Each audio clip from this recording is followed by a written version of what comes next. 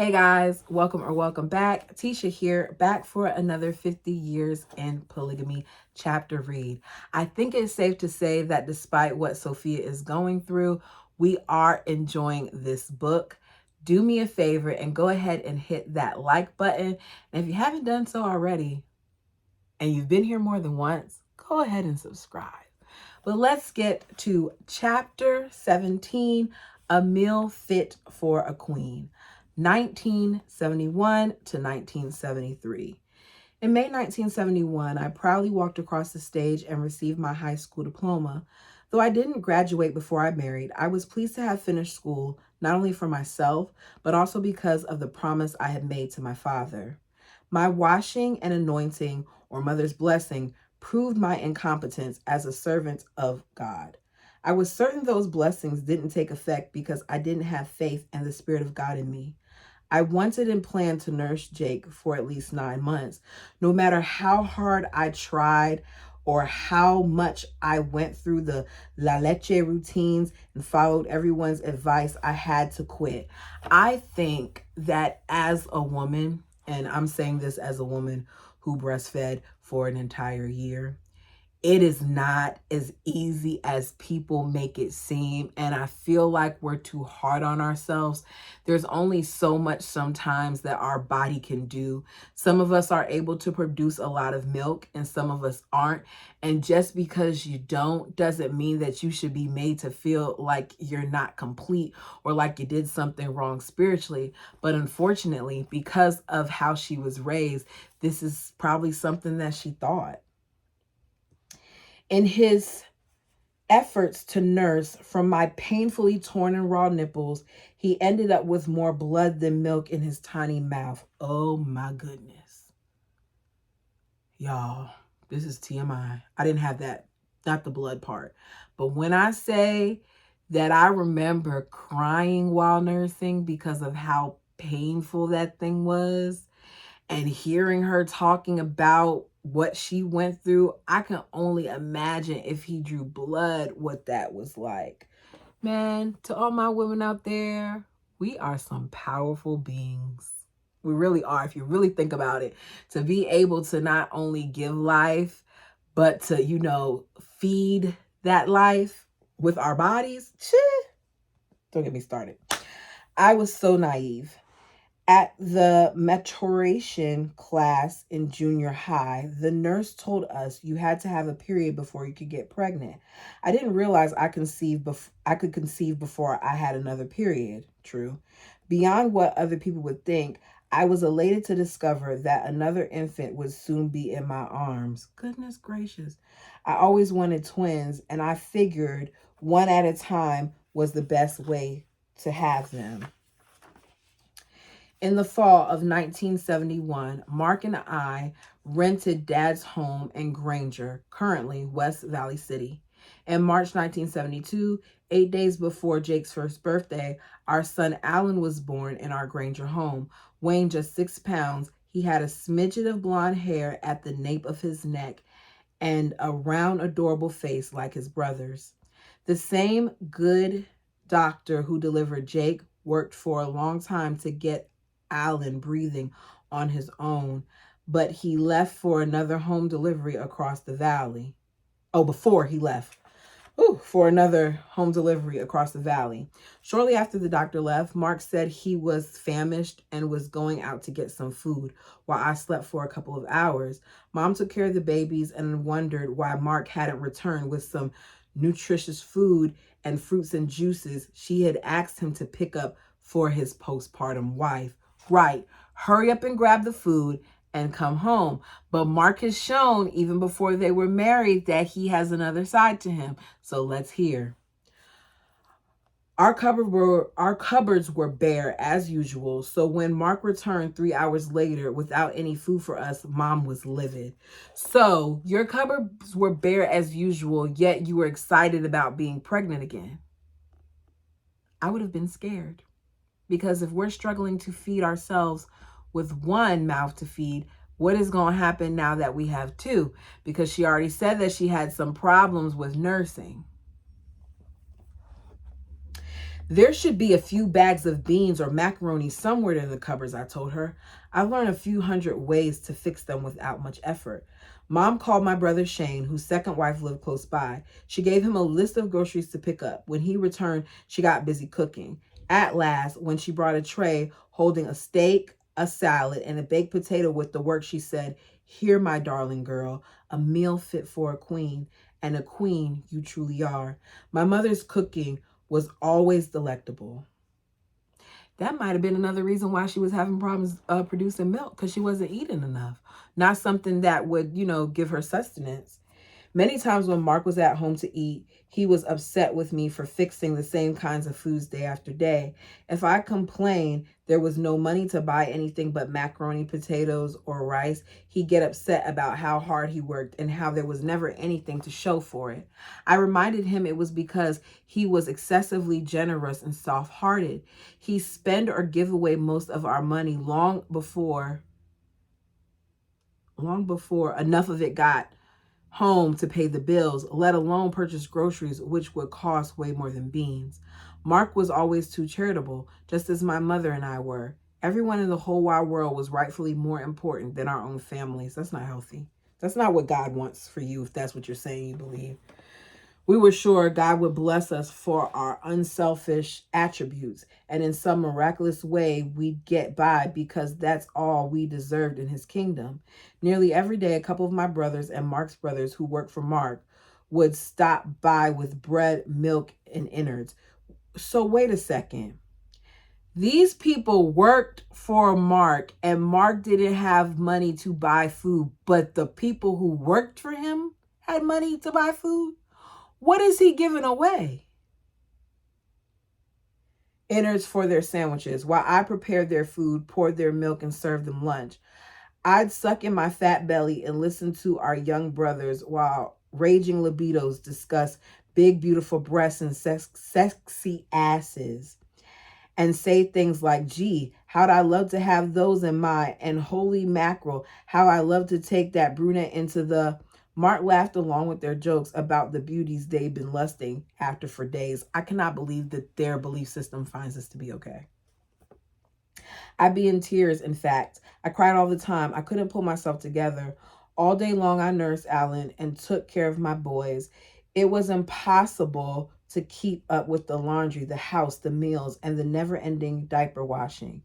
The messy cloth diapers had to be washed by hand at least 2 times, and then 3 or 4 times in my old single wringer washer before they'd be white.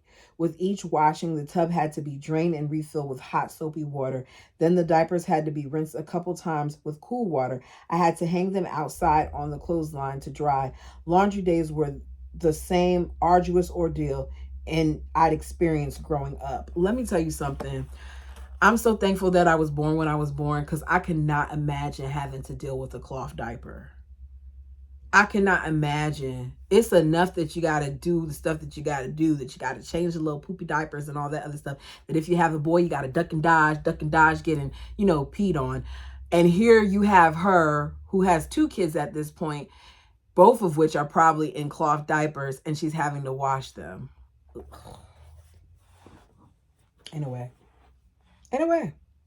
When the diapers were dry, they had to be folded. Meals needed to be fixed and the dishes washed, dried, and put away.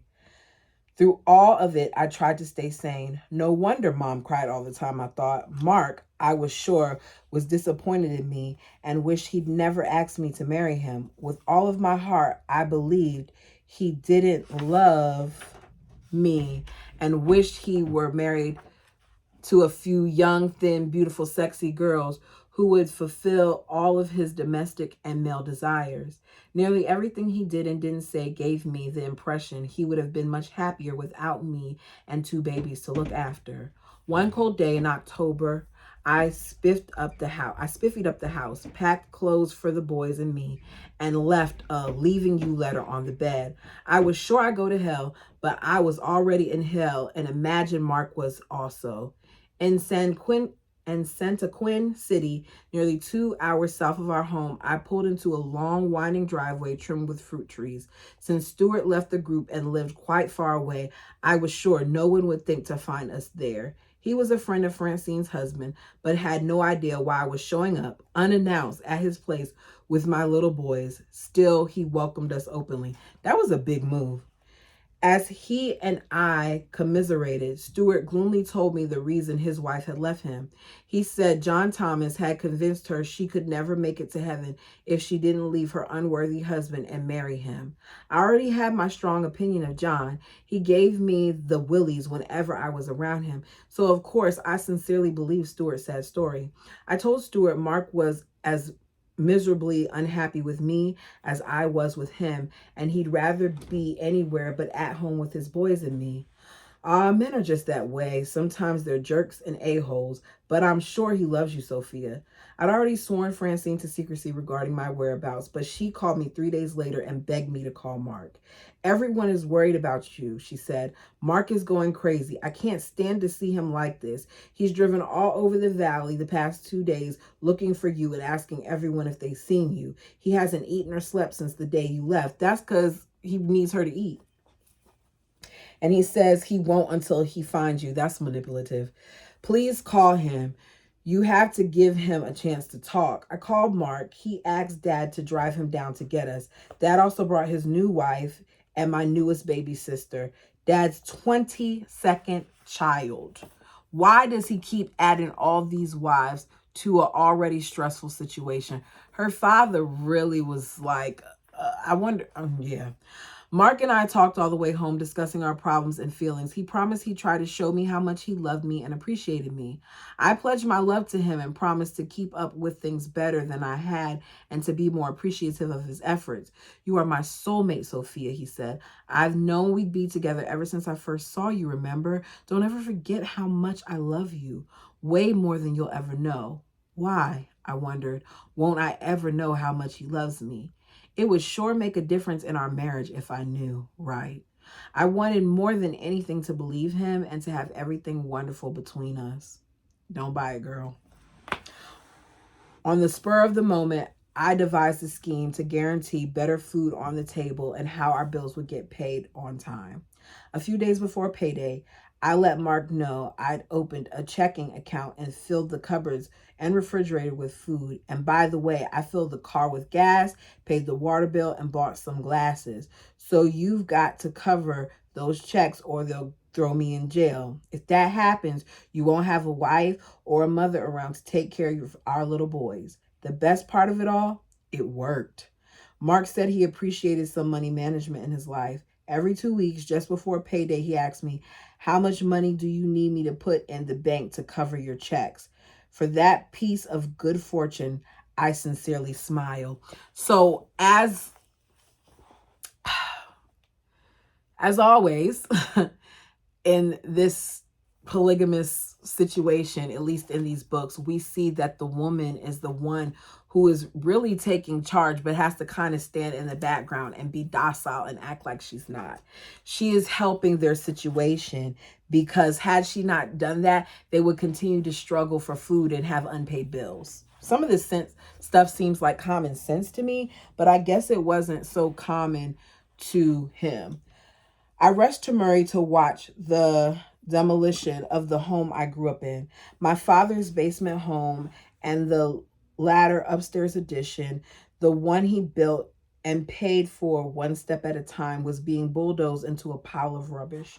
While I cried, Dad wiped his tears with his blue plaid shirt sleeve and reminded us, even though he knew this day would come, it still hurt.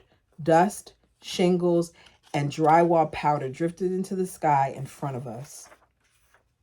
Dad's quiet laughter gave way to some comic relief and another famous all-red pun. It's all in the name of progress, I guess. Modern day merchants need fat. Did I read the thing? Yeah, I did. Modern day merchants need the fashion play small so they can maul customers who aren't in fashion. We laughed, even if we didn't quite get his humor until later. One of my many intuitive or telepathic experiences came long before cell phones were invented. Since Francine didn't have a phone on the West Desert Ranch her husband had moved her back to, we had already been sending simple, important messages to and from each other on a regular basis. One gorgeous summer day in 1973, Mark and I got a neighbor to babysit our little boy so we could walk to the bowling alley a few miles away.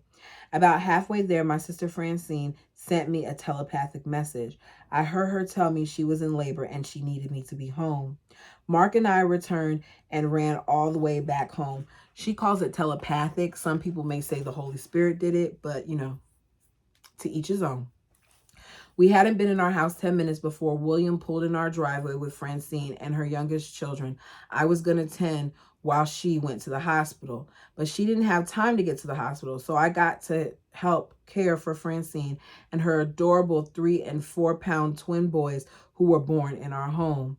While we lived in Granger, I got to watch her twins, the youngest of 8 children, quite often, 8 kids, for over a year while Francine dealt with major health issues. As the 4 boys got older, I was delighted when people would always ask how I happened to have 2 sets of twins. During the past 3 years, I had wished Mark would buy me a diamond ring all on his own accord. I mentioned it, hinted, and asked. A few times over the years, he took me to jewelry stores to daydream and hope some more. One of those times, I felt sure he would purchase one of the rings I fell in love with and surprise me with it. So I finally came right on and said, Mark, I've wanted you to buy me a diamond ring set for years. How about rings for our 3rd wedding anniversary? With the large jar of change he'd been saving and some postponed bills, he decided to purchase the rings. The engagement ring we picked out had a diamond in the center, and the wedding band wrapped the center diamond on one side with 3 tiny rubies between the 3 tiny diamonds. It was absolutely gorgeous. When it was finally sized and ready, I looked like the weirdest woman on earth, prancing around staring at my finger all day in and out. After their conversions, a couple of single women who'd been active participants in the LDS church programs initiated girls' camps in the All Red group. They set it up similar to the LDS church programs. I'd known for a while my cousin Kenneth's daughter, Diane, Val's younger sister, had a crush on Mark. I thought that was why she and her good friend Norma wanted to be in my camp. At girls' camp, we had a chance to get to know each other as more than just names. Everything we lost, forgot to pack, burn, or messed up only added excitement and new adventure. The pack of 16, 17, and 18-year-old fun-loving girls kept all of us rallied and fun. This kind of religious merriment had never been part of our younger years. Between the fun classes and the great meals, we tubed down the river, jumped off a cliff into a cavern of the deep, swirling water, and bathed behind the shrubs and Indian grass in the riverbed. After camp for several months, Diane came out to our house just as often as she could. We enjoyed each other's company just as my mother had enjoyed the time with her good friend Alice so many years before. I felt Diane genuinely liked me and not just Mark. She was smart and had a great sense of humor, which was an additional appeal to our friendship. Mark and Diane liked many of the same things as well. I knew he had have to marry another woman someday so we could be with each other, our children, and our families in the hereafter, after our bodies die and our spirits live on. My sister wives might as well be women I can love and get along with, I thought. Even though I was still jealous about the whole thing, I truly felt good about Diane being a part of our family. As the time passed, we saw less and less of Diane.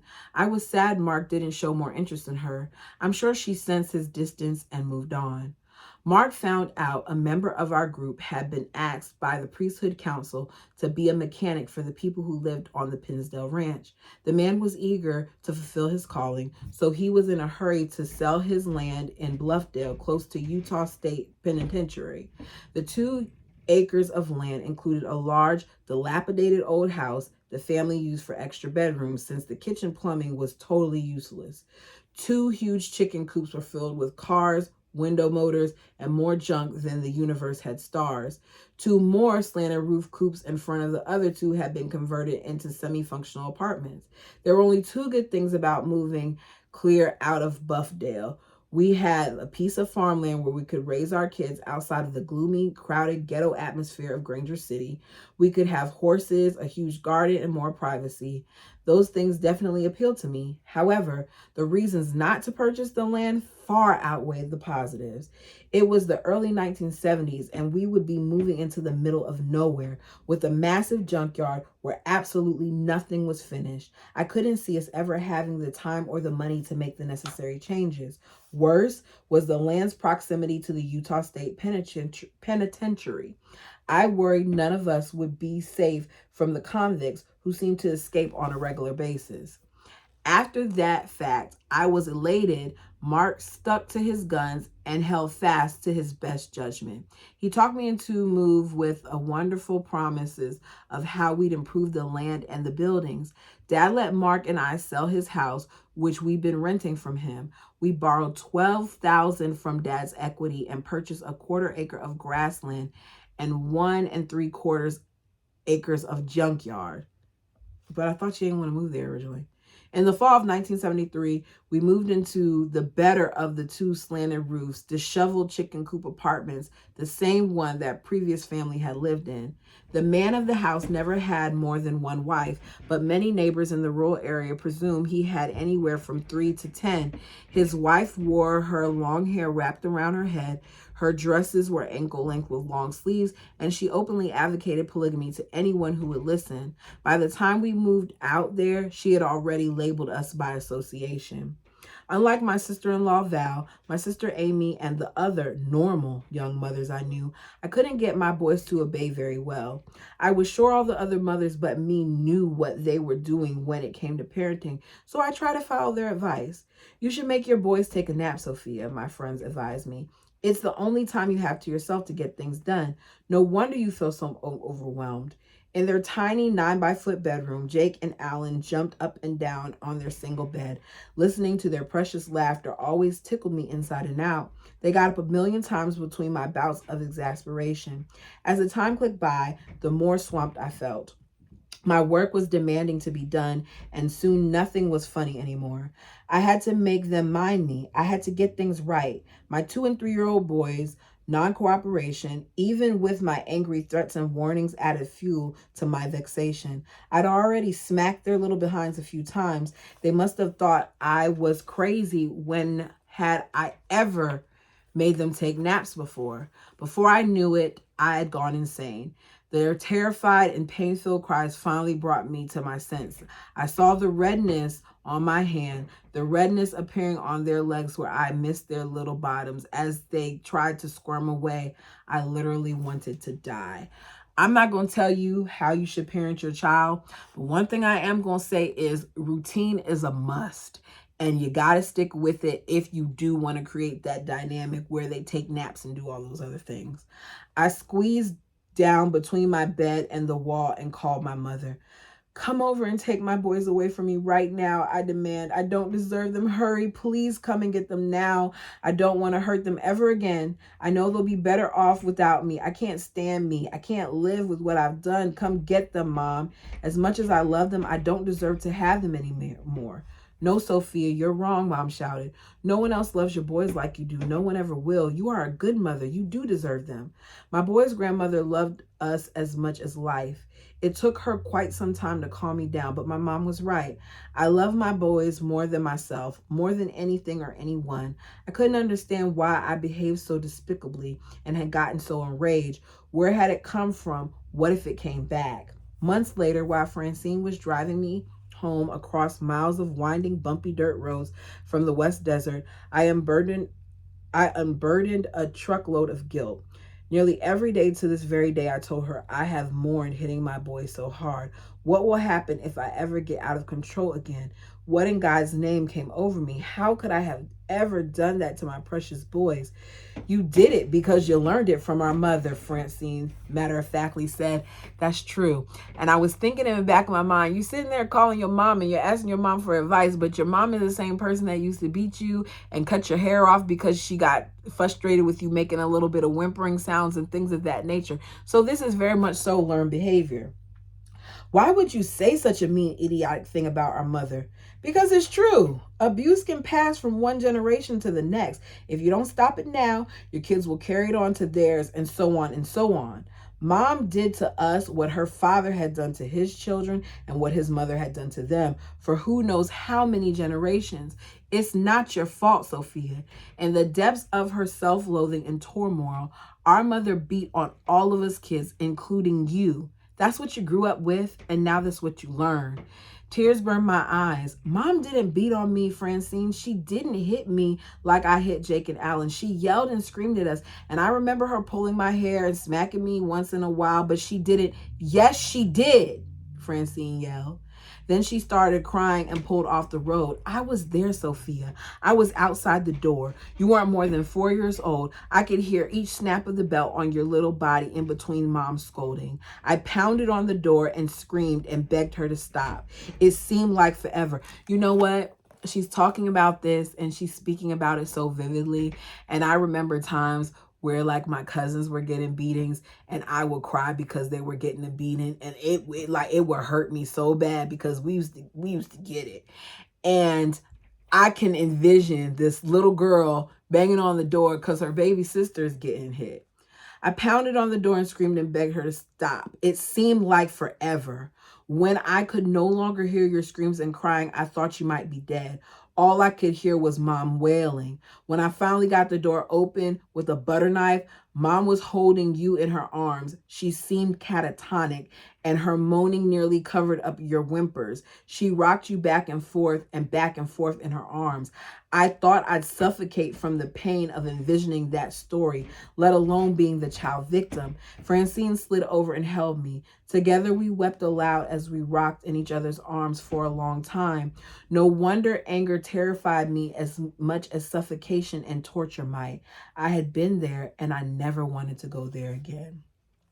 At least she's realizing, even though she made that mistake, that she did something wrong, and she's really trying to prevent herself from doing it again. Let's see where we go. We lived in Bluffdale for nearly 6 months. I was still frightened of the prisoners who might break out and come to our junkyard to hide. Even at my old age of 21, I hadn't got over my fear of going outside alone if it was dark.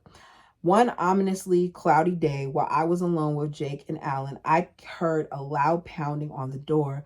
I was so startled I nearly wet my pants. The three of us peeked out of our window. All we could see was the legs of a very tall man, more like a giant.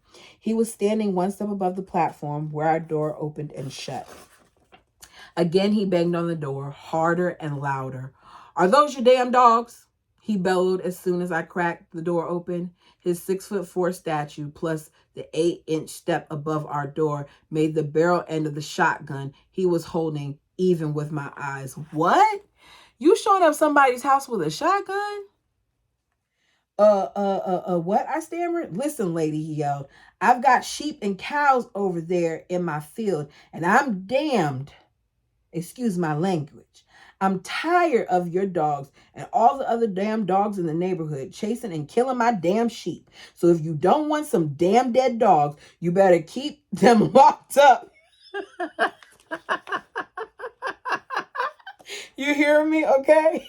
I bobbed my head up and down, feeling a little less scared, knowing his wrath was about our dogs, not my little boys and me. Within seconds, the man's voice sounded like another man. "Hey, I'm sorry for yelling at you, lady. I'm Leonard Swenson. You can call me Swede." Or is it Swade? Swade? Swede.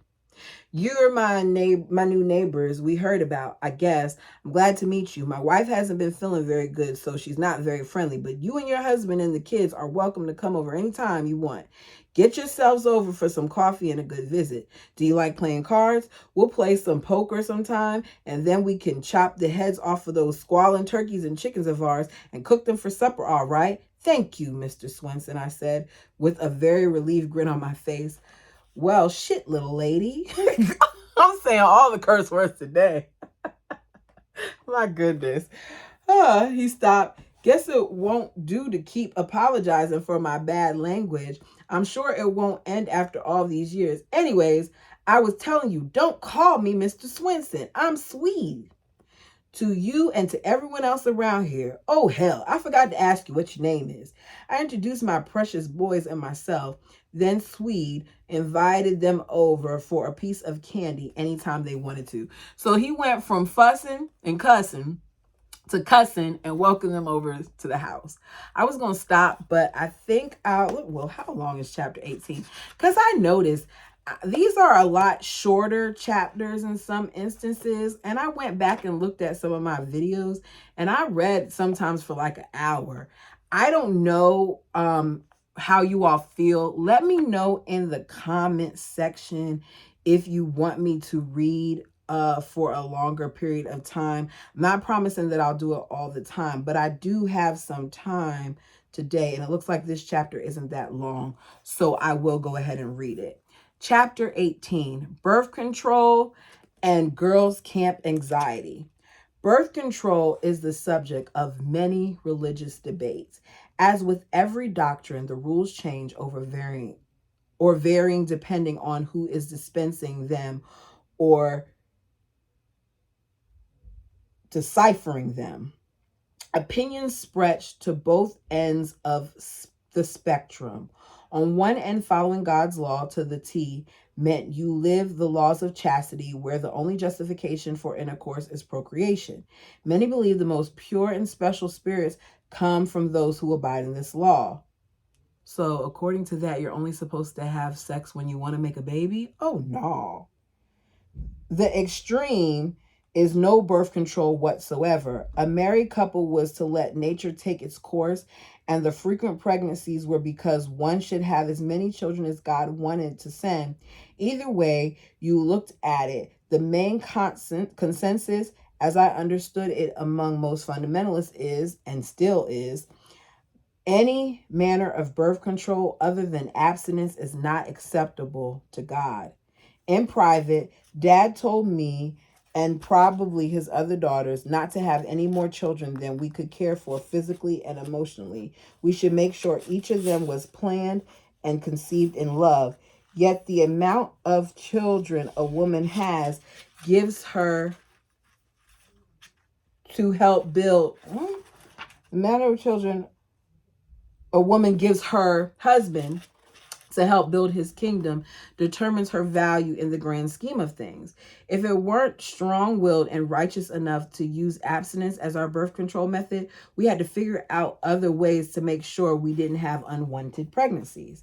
Then all we had to deal with was the guilt about having sex, other than for procreation guilt, about using another method of birth control, and God sending us his most prized spirits. What in the world? I had to read that over to make sure I didn't read it wrong. That's what she said.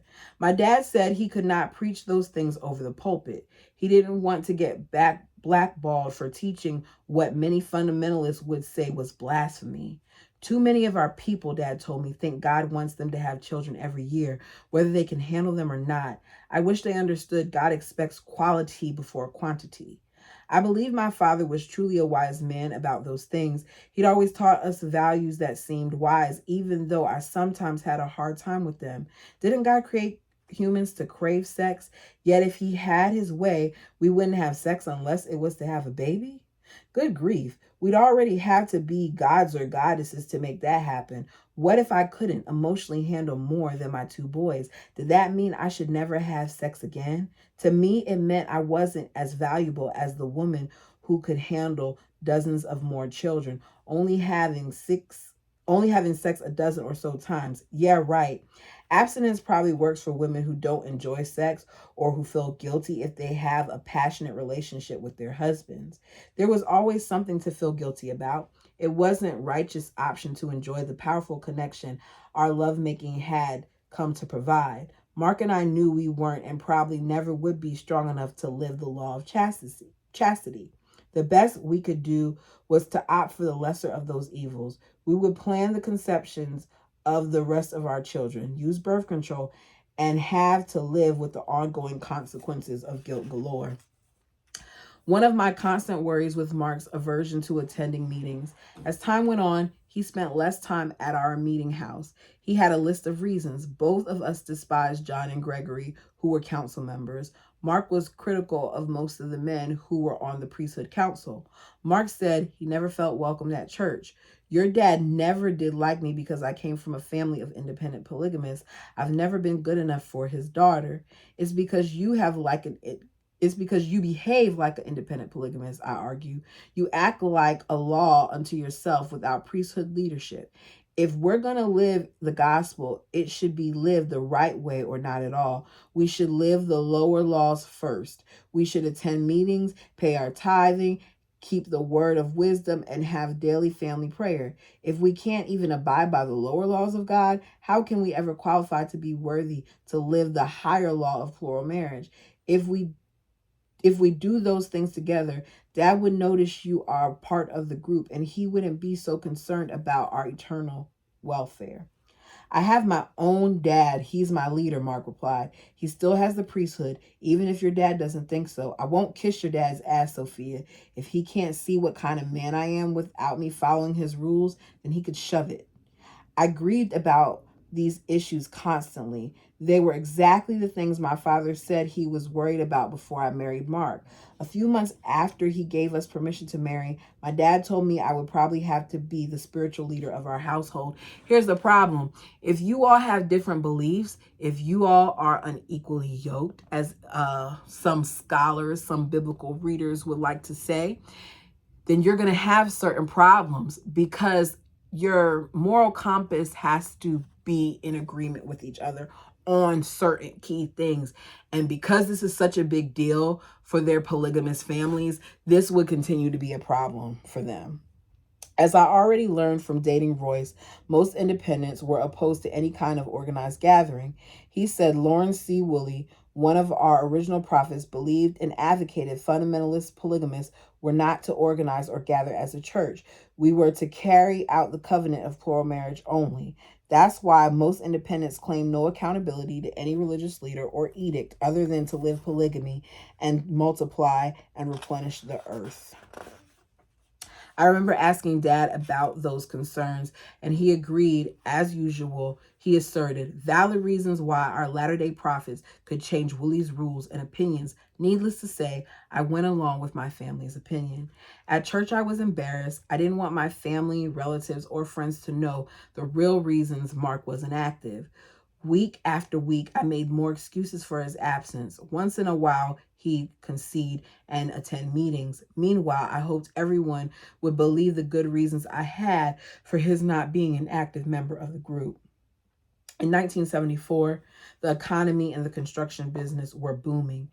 Every time I saw one of Mark's furnished masonry jobs, which were scattered across Salt Lake and Utah counties, I was proud. Anyone with an eye for quality could appreciate the artistry and perfection of the projects designed and completed by Mark and his crew of masons.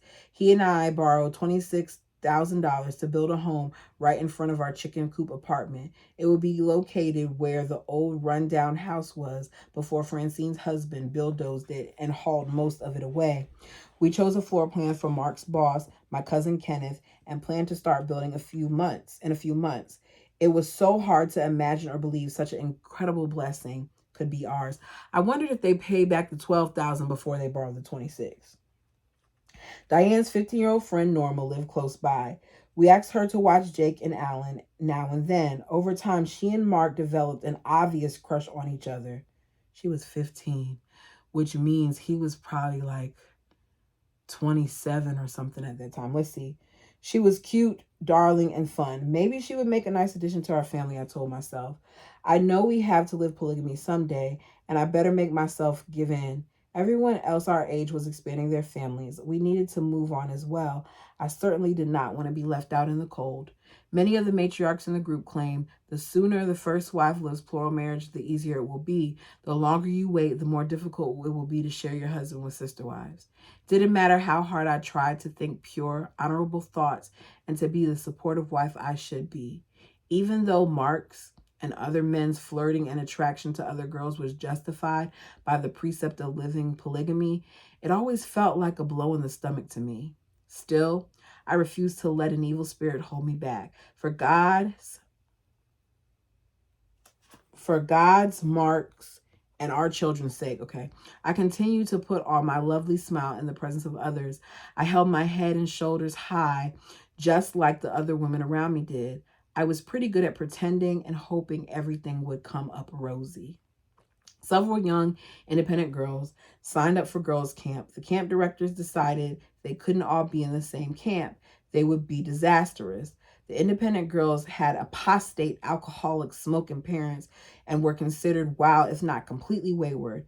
They could and most likely would lead our girls astray. So the directors decided they blend a couple of goody-goody, all red right girls with a few of the middle ground girls with 3 or 4 wild independent girls. They hoped their arrangement would maintain a balance and help keep order. And since the leaders figured I had the most experience with the independents, I got the privilege of being the camp counselor for the mixture of the goody two-shoes and the wild side. At first, there was an obvious gap and major passive-aggressive struggle between the girls. Around the campfire, I asked them to list the things we all held in common. After we discussed those things, we listed the things we thought were different about all of us and discussed why each of us felt the need to be right. In the end, the girls decided it was important for all of them to be kind and accepting of each other, even if they didn't agree. With renewed sensitivity and compassion, the girls were plowing through and making headway. I imagined these buddies would last until we all went back to our own narrow worlds. Laura, one of John's many beautiful daughters, had a bubbly personality and a gorgeous smile. In the middle of the night, after all the girls were asleep, she began screaming. All of us woke up petrified. By the time I crawled out of my sleeping bag over to the other girls and got to her, she was wet with perspiration and shaking uncontrollably. Nothing I or anyone else said could console her. Laura couldn't or wouldn't say one word. We begged her to tell us what was wrong, to calm down and to talk to us. Everything we tried failed. 20 minutes or more had passed and still we didn't know what to do to help her. The other girls were terrified and upset and everyone was crying. So I grudgingly asked 2 of the brave girls to take a flashlight and find her father. I didn't want John Thomas near our tent, but since he was Laura's dad, I thought that was the only option. Oh my goodness.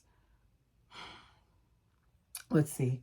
When John, the girls' camp priesthood representative, came to our tent to get Laura, she became even more hysterical and combative. As he carried her away, she shrieked and cried, "No, stop, I won't, no, please, no." Her desperate voice faded into the night. We tried to guess what Laura's frenzy was all about, a horrifying nightmare, a desperate need for attention, an evil spirit. If only I'd have known. With my whole being, I wanted to console and love her. I hadn't wanted to ask her father, but I had felt helpless. Forgive me, I begged God. I'm sorry. I didn't know what else to do. I implored God at least 100 times before I cried myself to sleep. I wonder if she's going to talk about why she was crying.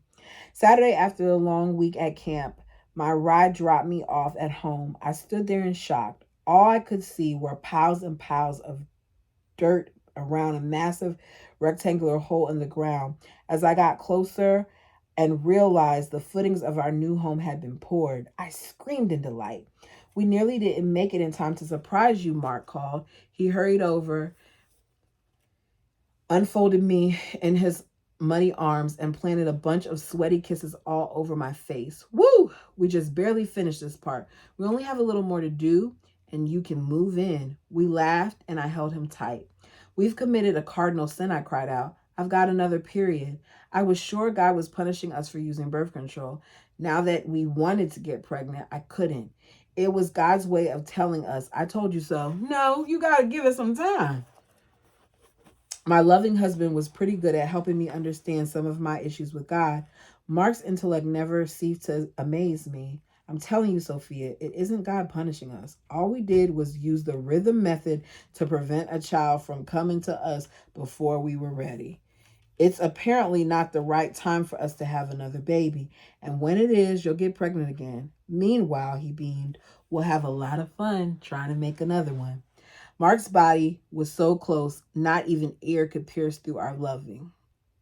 "You see, Sophia," he said, "if God didn't want humans to enjoy each other as we do, he would never have created such pleasure for us. It's a damn good thing we didn't know how good this feeling was before we got married, or you might have been pregnant for sure. I bet you are this time." While in Mark's embrace, I felt tears slide down my cheeks. My heart heaved to release the weight, not the heaviness of his body or the depths of his soul connection we felt so intensely, but the excruciating pain always hunting me. How could Mark ever share this, our love, his heart, his body, with Norma, our babysitter, who was becoming ever more enamored with him? For that matter, how could he share this with anyone but me? Why would a loving God require other women to suffer this pain? And that is the end of chapter 18. That's a good read. That was good. I feel like we're picking up a little bit. I'm interested in seeing, because it seems like Mark is going to take all types of shifts. Maybe some will come with this next interest that comes along. Let me know what you thought of these two chapters down below. Until next time.